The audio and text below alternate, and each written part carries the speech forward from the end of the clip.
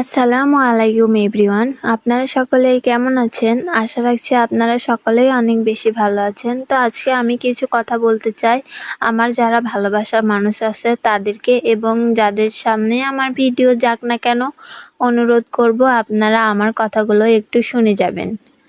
তো এখন আসি মূল কথায়। আমরা যারা নতুন পেজ ওনাররা আছি, মানে যারা একদমই নতুন, তারা সবাই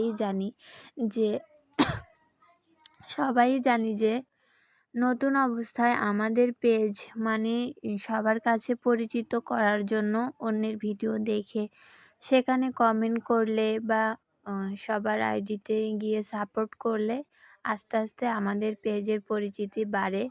এইভাবে আমাদের পেজটা আস্তে আস্তে মানে বড় হয়, গ্রো করে। একটা পেজ খুলে আপনি শুধু ভিডিও ছাড়বেন আর বসে বসে থাকবেন, মানে ভাববেন যে আমার ভিডিও এমনিতেই ভাইরাল হবে, সবাই দেখবে, এই সেই চিন্তা করবেন তো গেল।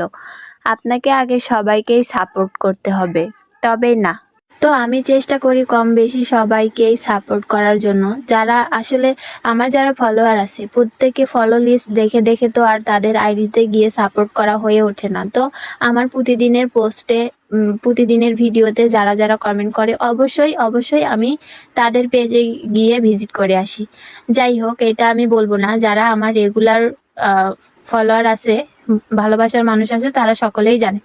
কিন্তু এর মধ্যে একটা কথা হলো, মানে যার জন্য আমি আজকের ভয়েসটা দিচ্ছি, কিছু কিছু মানুষ এমন আছে তাদেরকে আমি ফলো দেই, পেজ থেকে ঘুরে আসি এবং বলি যে আমাকেও যেন সাপোর্ট করে। অবশ্যই নতুন অবস্থায় সবাই এটা করে। তো তারা কি করে, ফলো ব্যাক তো দেয় না, উল্টা কমেন্টে এসে বলে ডান, তো যুক্ত হয়ে গেলাম, মানে এগুলা মিথ্যা কথাগুলো বলে অন্য যারা আছে তাদেরকেও বিভ্রান্তির মধ্যে ফেলে। মানে তাদের উদ্দেশ্য হলো তারা কাউকে ফলো করবে না, তারা কারো ভিডিও দেখবে না, না দেখে একটা কমেন্ট করে চলে যাবে। সবাই শুধু তাদের ভিডিও দেখবে, তারা মানে তারা কারো ভিডিও দেখবে না, এইরকমটা।